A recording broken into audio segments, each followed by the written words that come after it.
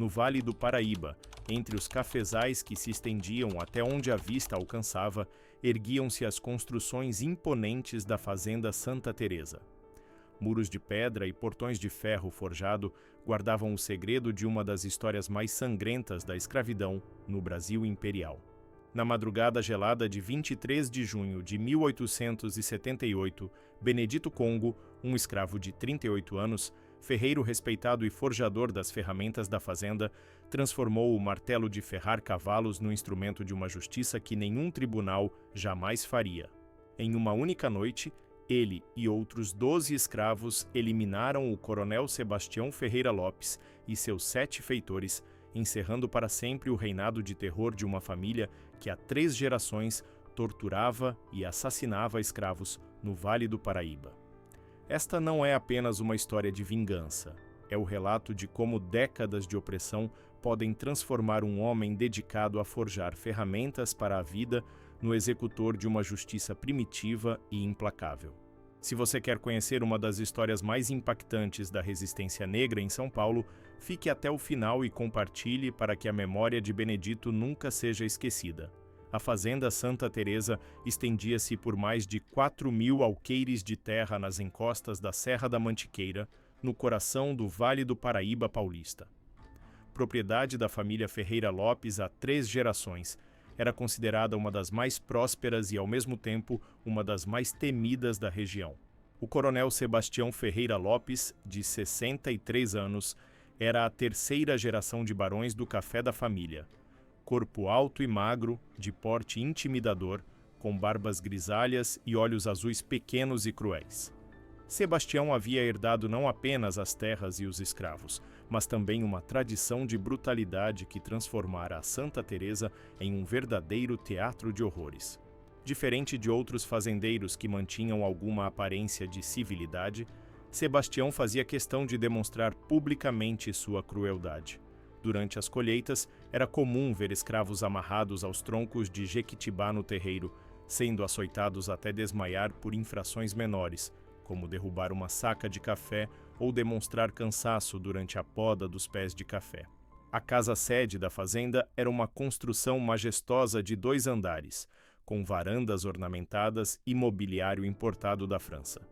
Mas sua verdadeira marca distintiva era o pelourinho instalado no centro do terreiro principal, onde Sebastião realizava seus espetáculos de disciplina sempre que recebia visitas de outros barões do café. A propriedade abrigava 387 escravos, distribuídos em senzalas superlotadas.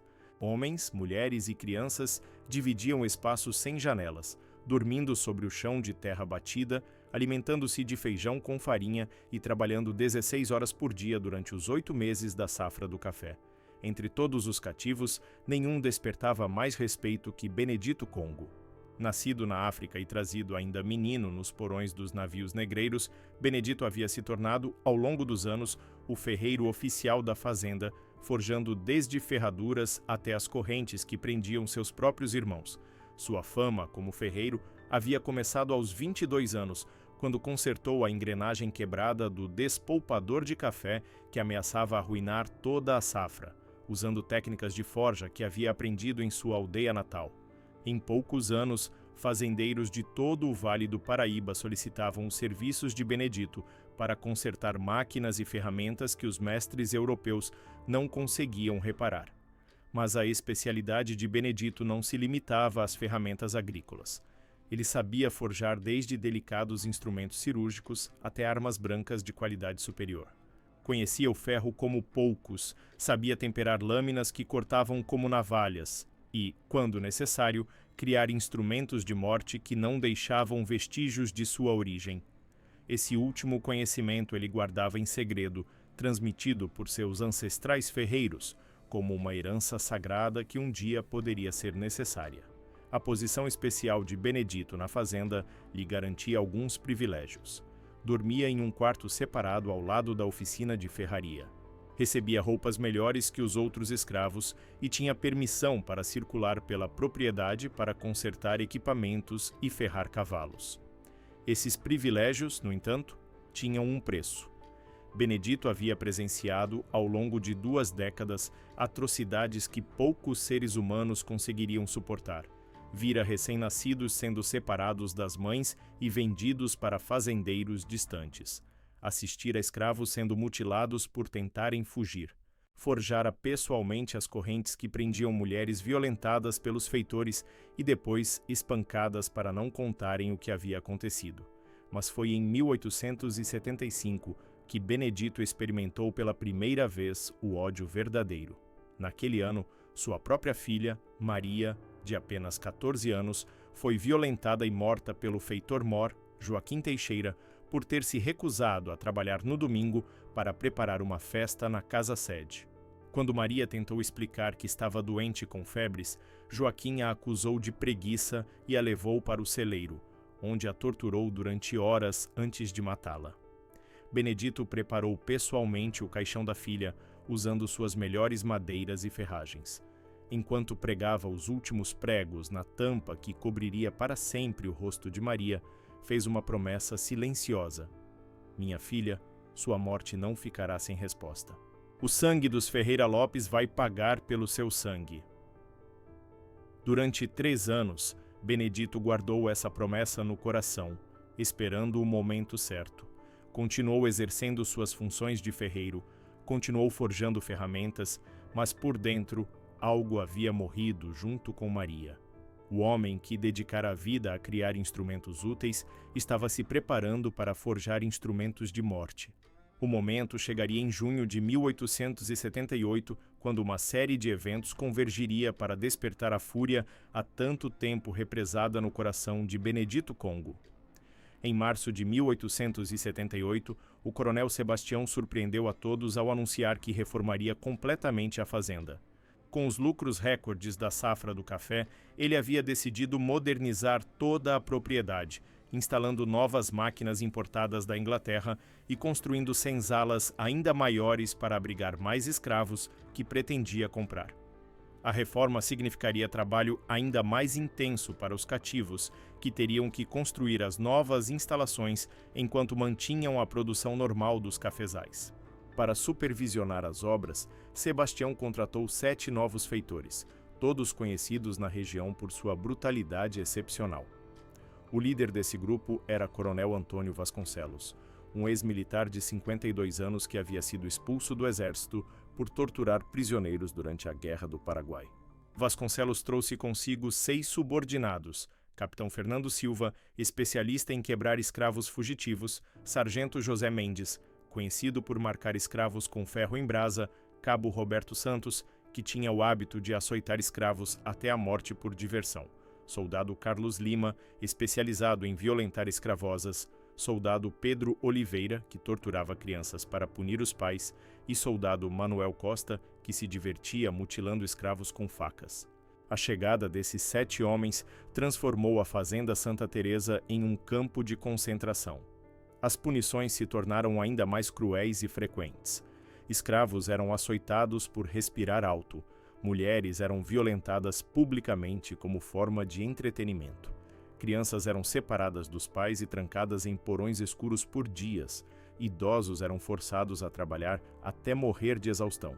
Benedito foi designado para forjar as ferramentas que esses homens usariam para torturar seus irmãos.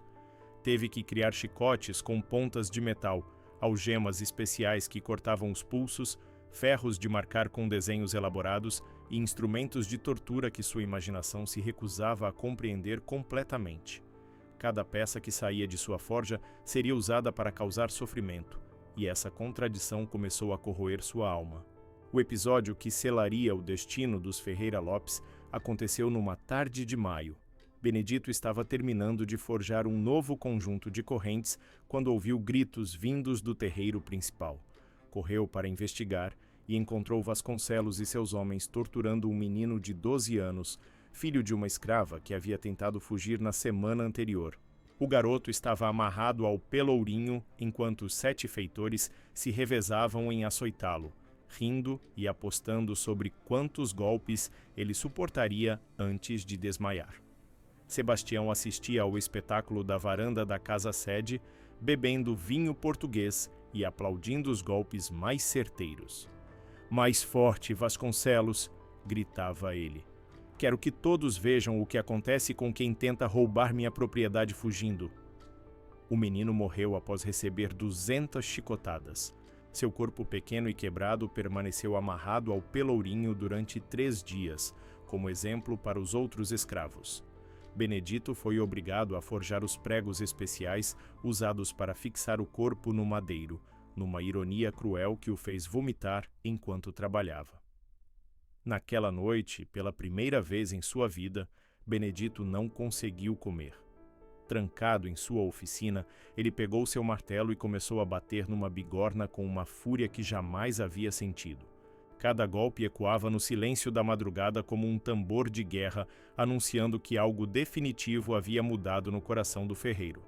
Nos dias que se seguiram, Benedito observou meticulosamente a rotina dos 8 opressores. Sebastião e seus 7 feitores tinham hábitos previsíveis. Todas as noites, após o jantar, se reuniam na sala de estar da casa-sede para beber cachaça e planejar as torturas do dia seguinte. Era sempre a mesma rotina. Bebiam até ficarem embriagados, contavam detalhes sobre as atrocidades que haviam cometido e, por volta da meia-noite, cada um se dirigia ao seu quarto para dormir. A casa-sede tinha 8 quartos no 2º andar, conectados por um corredor central. Sebastião dormia no quarto principal, no final do corredor. Os 7 feitores ocupavam os outros cômodos. Apenas 2 escadas levavam ao 2º andar. A principal, na frente da casa, e uma secundária, nos fundos, usada pelos escravos domésticos. As janelas do 2º andar eram altas demais para permitir fuga, e todas as portas podiam ser trancadas por fora. Benedito percebeu que, se conseguisse trancar as escadas e as portas dos quartos, teria os 8 homens numa armadilha perfeita. Mas para executar um plano desse tipo, precisaria de ajuda. Não poderia confiar em qualquer pessoa. A escolha dos cúmplices teria que ser feita com cuidado extremo, selecionando apenas aqueles que tinham motivos pessoais para desejar a morte dos opressores. O primeiro escolhido foi Joaquim Angola, um homem de 45 anos que havia perdido a esposa e 2 filhos em castigos aplicados por Sebastião. Joaquim era conhecido por sua força física excepcional e por sua habilidade com ferramentas. Mais importante ainda, ele havia demonstrado várias vezes que preferiria morrer a continuar sendo escravo. A segunda cúmplice foi Rosa Mina, uma mulher de 32 anos que havia sido violentada pelos 7 feitores em uma única noite como festa de boas-vindas quando eles chegaram à fazenda. O ataque havia deixado Rosa estéril e com ferimentos internos que a faziam sofrer dores constantes. Ela nutria um ódio silencioso, mas profundo por todos os opressores. O terceiro foi Tomás Nagô, um homem de 35 anos que havia tentado fugir 5 vezes e sido recapturado todas elas. Como punição pela última tentativa, Vasconcelos havia ordenado que seus 2 filhos pequenos fossem vendidos para fazendeiros distantes. Tomás vivia obcecado com a ideia de vingança. O quarto cúmplice foi Sebastião Benguela, de 28 anos, nascido na própria fazenda.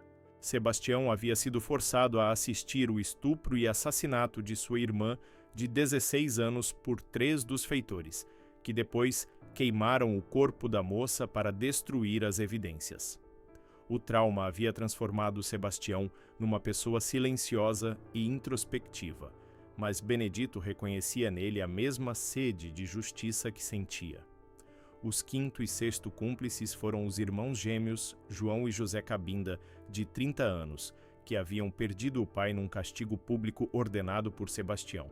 O velho havia sido açoitado até a morte por ter reclamado da comida estragada que era servida aos escravos.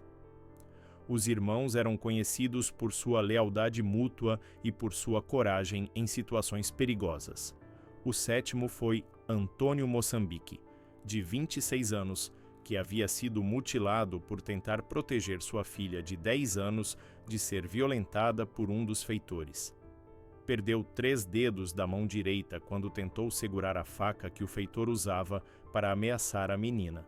A criança foi violentada assim mesmo e morreu 3 dias depois devido aos ferimentos internos. O oitavo e último cúmplice foi Francisco Guiné, de 40 anos, que havia trabalhado como ferreiro antes de ser vendido para Santa Teresa. Francisco seria essencial no plano, pois conhecia tanto quanto Benedito os segredos da metalurgia e poderia ajudar a forjar as armas especiais que seriam necessárias. O nono conspirador foi Paulo Congo, de 22 anos, filho de uma escrava que havia sido queimada viva por Sebastião, sob a acusação de praticar feitiçaria. Paulo havia jurado sobre o túmulo da mãe que vingaria sua morte de forma igualmente brutal. O décimo foi Miguel Luanda, de 38 anos, que havia perdido a visão do olho esquerdo quando um dos feitores jogou cal viva em seu rosto por prazer. Miguel tinha uma memória fotográfica da casa-sede e conhecia cada cômodo, cada esconderijo, cada passagem secreta. O 11º foi Domingos Mina, de 33 anos, que havia sido forçado a açoitar o próprio irmão até a morte sob ordem de Vasconcelos. O trauma havia quebrado algo em sua mente, deixando-o com uma sede de vingança que beirava a loucura. O 12º e último cúmplice foi Roberto Benguela, de 25 anos, que havia nascido livre, mas fora sequestrado e escravizado ilegalmente por Sebastião quando tinha 18 anos. Roberto conhecia o mundo exterior à fazenda e seria fundamental para planejar a fuga após a vingança. As reuniões conspirativas aconteciam sempre durante a madrugada, na oficina de ferraria de Benedito. Era o único lugar da fazenda onde os opressores nunca colocavam os pés, considerando que o cheiro de ferro quente e carvão era insuportável. Durante essas reuniões noturnas, o plano foi sendo refinado nos mínimos detalhes. A data escolhida foi a madrugada de 23 de junho, véspera de São João, por 2 motivos estratégicos. Primeiro, seria uma noite de festa tradicional, quando os opressores estariam mais relaxados e provavelmente embriagados após as comemorações. Segundo, Benedito queria que Sebastião e seus feitores morressem na data em que sua filha Maria havia sido violentada e morta 3 anos antes. O método escolhido foi o esmagamento com martelos de ferreiro, usando as próprias ferramentas que Benedito forjara ao longo dos anos. Cada conspirador receberia um martelo especialmente preparado, pesado o suficiente para quebrar ossos com um único golpe, mas balanceado para permitir precisão e controle. Benedito havia estudado anatomia humana durante seus anos trabalhando com animais e sabia exatamente onde bater para causar morte rápida ou lenta, dependendo do sofrimento que quisesse infligir a cada vítima. Cada conspirador recebeu uma função específica na noite da vingança. Joaquim e Francisco ficariam responsáveis por trancar todas as portas e janelas da casa-sede, impedindo qualquer fuga. Rosa cuidaria de apagar todas as lamparinas da casa, criando escuridão total que dificultaria qualquer resistência. Tomás e os irmãos João e José vigiariam os arredores para garantir que nenhum escravo doméstico ou vizinho pudesse interferir. Antônio e Paulo ficariam postados nas 2 escadas, impedindo que qualquer opressor descesse para buscar ajuda. Miguel, com sua memória perfeita da casa, guiaria os outros conspiradores pelos corredores escuros até os quartos específicos. Domingos e Roberto ajudariam Benedito na execução propriamente dita, segurando as vítimas enquanto ele manejava o martelo principal. A distribuição das vítimas também foi cuidadosamente planejada. Sebastião seria o último a morrer, forçado a ouvir os gritos de agonia de seus 7 feitores antes de encontrar seu próprio fim. Vasconcelos seria o primeiro, para eliminar imediatamente a liderança do grupo. Os outros 6 morreriam em ordem decrescente de crueldade, com os mais brutais sofrendo mais antes da morte final. Durante as 3 semanas de preparação, Benedito trabalhou secretamente na forja, criando 13 martelos especiais. Cada ferramenta foi cuidadosamente balanceada e afiada, transformando-se numa arma letal capaz de esmagar um crânio humano com um único golpe certeiro. As cabeças dos martelos foram gravadas com símbolos africanos que Benedito havia aprendido com seus ancestrais, abençoando cada arma com o poder dos espíritos dos mortos que clamavam por vingança. Paralelamente, os conspiradores estudaram minuciosamente a rotina da casa-sede, memorizaram a localização de cada móvel, cada porta, cada janela que poderia ser usada como escape ou obstáculo. Cronometraram os horários exatos em que cada opressor ia dormir. Descobriram quem roncava, quem tinha sono pesado, quem acordava com facilidade. Na noite de 22 de junho, véspera da execução do plano, as festividades de São João na Fazenda Santa Teresa foram especialmente animadas. Sebastião havia ordenado uma festa grande para impressionar visitantes de outras fazendas, com fogueira, quentão, milho assado e muito vinho. Os escravos foram obrigados a participar da celebração, cantando e dançando para o entretenimento dos brancos, enquanto os 8 opressores bebiam e se gabavam de suas crueldades passadas. Benedito observou tudo de longe, fingindo participar das festividades, enquanto seus olhos não perdiam nenhum movimento dos homens que morreram algumas horas depois. Viu Sebastião bêbado contando para os convidados como havia queimado viva a mãe de Paulo sob acusação de feitiçaria. Ouviu Vasconcelos descrevendo em detalhes como havia torturado prisioneiros durante a guerra. Assistiu os outros 6 feitores rindo, enquanto planejavam novas formas de torturar os escravos na semana seguinte. À meia-noite, quando os últimos convidados se retiraram e os 8 opressores subiram cambaleando para seus quartos na casa-sede, Benedito reuniu seus 12 cúmplices pela última vez na oficina de ferraria. Cada homem pegou seu martelo especial, sentindo o peso da ferramenta que em poucas horas se transformaria num instrumento de justiça histórica. Irmãos, disse Benedito com voz baixa, mas carregada de determinação, durante gerações nossa gente foi torturada, violentada e morta por esses demônios. Esta noite, a conta será cobrada com juros, não haverá piedade, não haverá perdão.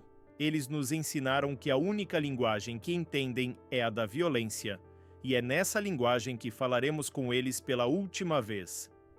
Os 13 homens fizeram um círculo na oficina. Benedito pegou um ferro em brasa da forja e marcou a testa de cada conspirador com um símbolo africano que significava vingança justa. O ritual selou um pacto que os unia não apenas na missão daquela noite, mas na eternidade. A madrugada de 23 de junho de 1878 amanheceu com neblina densa típica do inverno paulista. O ar estava gelado, impregnado com o cheiro doce do café maduro e o aroma da lenha queimada que ainda fumegava nos restos da fogueira de São João. Benedito acordou antes do amanhecer, como fazia todos os dias há 26 anos. Mas nesta madrugada, pela primeira vez em sua vida, não acendeu a forja para o trabalho. Ao invés disso, examinou cuidadosamente o martelo que havia forjado especialmente para si próprio. A cabeça da ferramenta pesava 3 quilos e havia sido temperada até atingir uma dureza que poderia quebrar pedras. Era a arma perfeita para esmagar os crânios daqueles que haviam esmagado sua alma durante décadas. Por volta das 2 da madrugada, quando a casa-sede estava mergulhada em silêncio total e os 8 opressores dormiam profundamente devido ao excesso de álcool consumido na festa, Benedito deu o sinal combinado. Uma batida seca na bigorna ecoou 3 vezes na madrugada gelada, despertando os 12 conspiradores que esperavam escondidos nos arredores da oficina. Em silêncio absoluto, os 13 homens se dirigiram para a casa-sede. Suas pegadas na grama úmida não faziam ruído, e suas respirações formavam pequenas nuvens de vapor no ar gelado. Cada um carregava seu martelo especial, e todos sabiam exatamente qual seria sua função nos próximos minutos que mudariam suas vidas para sempre. Joaquim e Francisco foram os primeiros a entrar na casa, usando chaves que Benedito havia forjado secretamente durante as semanas anteriores. Em poucos minutos, todas as portas e janelas do térreo estavam trancadas por fora. Rosa apagou sistematicamente todas as lamparinas, mergulhando a casa numa escuridão quase total, quebrada apenas pela luz fraca da lua que entrava pelas janelas do 2º andar. Tomás e os irmãos João e José se posicionaram nos arredores da casa, garantindo que nenhum ruído ou movimento externo pudesse alertar outros escravos ou interferir na execução do plano. Antônio e Paulo subiram silenciosamente até o 2º andar e se posicionaram nas 2 escadas, bloqueando qualquer possível fuga. Miguel, com sua memória perfeita da casa, guiou Benedito, Domingos e Roberto pelo corredor escuro até o primeiro quarto, onde dormia o capitão Fernando Silva. O homem que se especializava em quebrar escravos fugitivos estava deitado de bruços, roncando alto devido ao excesso de cachaça. Nem chegou a acordar. O martelo de Benedito desceu sobre sua cabeça com força suficiente para esmagar o crânio como uma melancia madura. O sangue se espalhou pelo travesseiro branco, enquanto o corpo teve algumas convulsões antes de ficar completamente imóvel. O segundo quarto abrigava o sargento José Mendes, conhecido por marcar escravos com ferro em brasa. Desta vez, ele acordou com o barulho da porta se abrindo, mas a escuridão impediu que visse quem havia entrado. "Quem está aí?" murmurou, ainda embriagado. A resposta veio na forma de um golpe certeiro de Domingos, que esmagou o nariz e a testa do homem numa única batida. José tentou gritar, mas o segundo golpe de Roberto atingiu sua garganta, silenciando-o para sempre. No terceiro quarto dormia o cabo Roberto Santos, que tinha o hábito de açoitar escravos até a morte por diversão. O homem era mais leve no sono e acordou quando os conspiradores entraram no cômodo. Tentou se levantar da cama, mas Miguel o segurou pelos braços enquanto Benedito preparava seu martelo. "Este é pelos 200 açoites que você deu no menino de 12 anos", sussurrou Benedito, antes de esmagar o peito do homem, quebrando todas as suas costelas de uma só vez. Roberto morreu afogado no próprio sangue. O quarto quarto era ocupado pelo soldado Carlos Lima, especializado em violentar escravas. Benedito havia guardado uma vingança especial para este homem. Em vez de matá-lo rapidamente, decidiu que ele sentiria uma fração do sofrimento que havia causado a tantas mulheres. O primeiro golpe atingiu seus órgãos genitais, causando uma dor inimaginável que fez o homem acordar gritando. Domingos tampou sua boca com força enquanto Benedito continuou seu trabalho metódico, quebrando primeiro as pernas, depois os braços e finalmente o crânio. No quinto quarto dormia o soldado Pedro Oliveira, que torturava crianças para punir os pais. Este homem também recebeu tratamento especial. Benedito usou seu martelo para quebrar cada dedo das mãos de Pedro, depois cada dedo dos pés, depois cada osso dos braços e das pernas, antes de finalmente esmagar sua cabeça. O homem demorou quase 15 minutos para morrer, tempo suficiente para experimentar uma agonia prolongada. O sexto quarto abrigava o soldado Manuel Costa, que se divertia mutilando escravos com facas. Roberto se encarregou pessoalmente desta execução, usando seu martelo para cortar pedaços do corpo de Manuel, começando pelos dedos e terminando na cabeça. Foi uma morte lenta e brutal, mas não mais brutal que as torturas que o homem havia infligido em dezenas de escravos inocentes. O sétimo quarto era ocupado pelo coronel Antônio Vasconcelos, o líder dos feitores e o homem que havia ordenado a tortura e morte do menino de 12 anos. Benedito reservara para ele uma vingança especial. Vasconcelos acordou com os gritos abafados que vinham dos outros quartos e tentou pegar uma pistola que guardava debaixo da cama. Mas Miguel foi mais rápido e derrubou a arma de suas mãos. Domingos segurou o homem enquanto Benedito erguia seu martelo. "Coronel Antônio Vasconcelos", disse ele formalmente, "você é condenado à morte pelos crimes de tortura, violação e assassinato cometidos contra o povo escravizado desta fazenda. A sentença será executada imediatamente." O martelo desceu sobre o crânio de Vasconcelos com uma força que espalhou seu cérebro pelas paredes do quarto. Finalmente, chegou a hora do coronel Sebastião Ferreira Lopes. O proprietário da fazenda havia acordado com os ruídos dos combates nos outros quartos e estava tentando desesperadamente abrir a janela de seu quarto quando Benedito, Miguel, Domingos e Roberto entraram. Sebastião se virou para enfrentá-los e, mesmo na escuridão, conseguiu reconhecer a silhueta de seu ferreiro. "Benedito", disse ele, tentando manter a autoridade na voz, "o que significa essa loucura? Você sabe que será enforcado por isso. Todos vocês serão enforcados." "Coronel Sebastião", respondeu Benedito com calma mortal, Durante 26 anos forjei ferramentas para sua fazenda. Ferrei seus cavalos, consertei suas máquinas, criei as correntes que prenderam meu povo. Esta noite, forjei uma ferramenta especial para você. Este martelo foi temperado com o ódio de 3 anos, afiado com a lembrança da minha filha Maria, e será usado para quebrar o crânio que planejou sua morte. Sebastião tentou argumentar, oferecer dinheiro, prometer liberdade, mas Benedito não estava interessado em negociações. O primeiro golpe atingiu o ombro direito do coronel, quebrando o osso com um estalo seco. O segundo golpe quebrou seu braço esquerdo. O terceiro atingiu suas costelas. Sebastião gritava de dor e terror, mas ninguém viria salvá-lo. Você matou minha filha, disse Benedito, preparando o quarto golpe. Violou e assassinou centenas de mulheres, homens e crianças. Transformou esta fazenda num inferno na terra. Agora vai sentir uma fração do sofrimento que causou. O quarto golpe atingiu a perna direita de Sebastião. O quinto, sua perna esquerda.